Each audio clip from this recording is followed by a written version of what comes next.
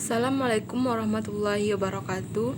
Saya Suci Wulandari, NIM 11211029. Di video kali ini saya akan menjelaskan tentang masa Nabi, periode Mekah dan Madinah. Periode Mekah yaitu di mana ada dakwah secara rahasia dan terang-terangan. Yang pertama yaitu dakwah secara rahasia, yaitu Nabi SAW memulai mengajak manusia untuk menyembah Allah semata dan menyuruh meninggalkan berhala. Akan tetapi dakwah tersebut dilakukan secara rahasia guna menghindari tindakan dari orang-orang Quraisy yang munafik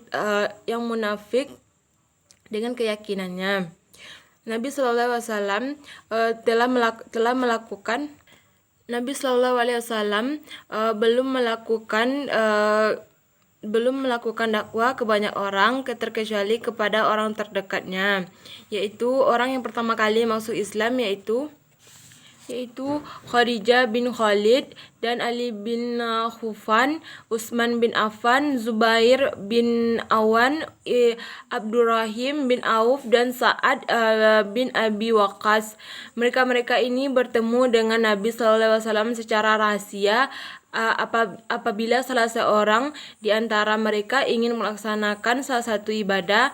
Mereka pergi ke lorong-lorong Mekah secara bersembunyi dari pandangan orang-orang kafir Quraisy, dan ketika menganut Islam sudah mencapai lebih dari 30 orang lelaki dan wanita, Nabi SAW memilih tempat salah seorang dari mereka, yaitu rumah Al-Arqam bin Abi Al-Arqam sebagai tempat pertemuan. Yang kedua yaitu dakwah secara terang-terangan, yang dimana Nabi Muhammad SAW diperintahkan oleh Allah untuk menyampaikan dakwanya secara terang-terangan, yang sebagaimana Allah berfirman, yang artinya yaitu maka sampailah olehmu secara terang-terangan segala apa yang diperintahkan kepadamu, dan berpalinglah dari orang-orang yang musyrik. Yang arti yang kedua yaitu berilah peringatan kepada kerabat-kerabatmu yang terdekat, dan rendahkanlah dirimu terhadap orang-orang yang mengikutimu, yaitu orang-orang yang beriman. Dakwah Nabi Muhammad SAW secara terang-terangan ini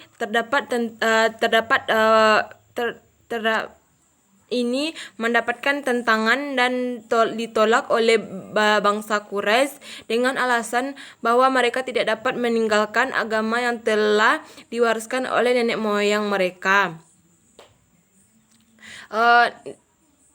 Nenek moyang dan tradisi tersebut sudah berakar dalam diri mereka.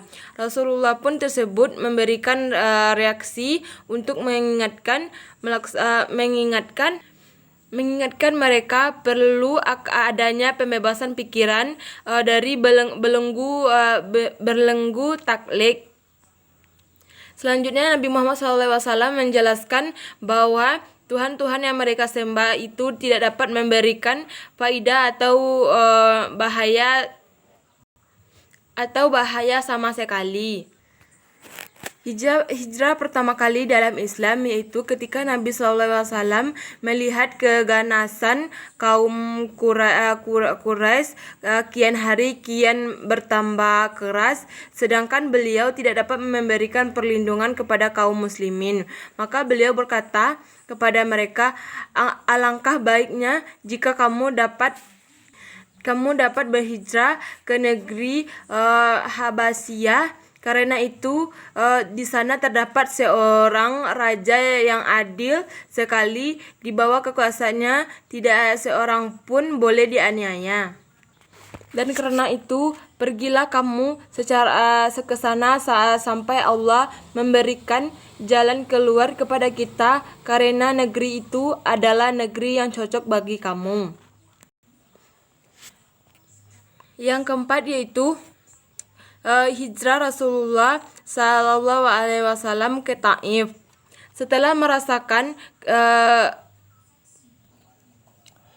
Setelah melaksanakan berbagai siksaan dan penderitaan yang dilancarkan oleh kaum Quraisy, Rasulullah SAW berangkat ke Taif mencari perlindungan dan dukungan dari Bani Tas'if dan berharap agar mereka dapat menerima ajaran yang dibawakannya.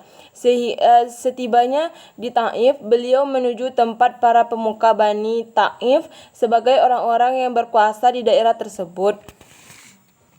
Yang kedua yaitu masa Nabi SAW periode Madinah. Dakwah Rasulullah periode Madinah berlangsung selama 10 tahun, yaitu semenjak tanggal 2 Rabiul Awal tahun pertama Hijrah sampai dengan wafatnya Rasulullah SAW tanggal 13 Rabiul Awal tahun ke-11 Hijriah. Materi yang disampaikan dakwah Rasulullah SAW di periode Madinah yaitu selain ajaran Islam, adapun ajaran Islam periode Madinah umumnya ajaran Islam tentang masalah sosial masyarakat. Mengenai objek dakwah Rasulullah SAW pada Madinah adalah orang-orang yang sudah masuk Islam dan kalangan kaum Muhajirin dan Ansar. Tujuan dakwah Rasulullah SAW yang luhur dan cara penyampaiannya yang terpuji menyebabkan umat manusia yang belum masuk Islam dengan kemauan dan kesadaran sendiri, namun tidak sedikit pula orang-orang kafir yang tidak bersedia masuk Islam.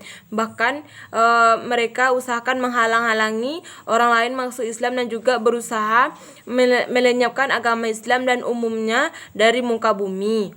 Mereka itu seperti kaum kafir Quraisy, penduduk Mekah, kaum Yahudi, Madinah, dan sekutu-sekutu mereka. Setelah ada izinnya dari Allah Subhanahu wa Ta'ala untuk berperang sebagaimana firman dalam surat Al-Had Surat 22 ayat 39 dalam Al-Baqarah surat kedua ayat 190, maka kemudian Rasulullah dan para sahabat-sahabatnya menyusun kekuatan untuk menghadapi peperangan dengan orang kafir yang tidak dapat dihindari lagi. Peperangan yang dilakukan oleh Rasulullah SAW dan para pengikutnya itu ini tidaklah bertujuan untuk melakukan penjajahan atau meraih harta rampasan perang, tetapi bertujuan untuk yang pertama yaitu membela diri, kehormatan dan harta. Kedua, menjamin kelancaran dakwah dan memberikan kesempatan kepada mereka yang hendak menganutnya. Yang ketiga yaitu untuk memelihara umat Islam agar tidak dihancurkan oleh bara tentara Persia dan Romawi. Sekian penjelasan saya. Assalamualaikum warahmatullahi wabarakatuh.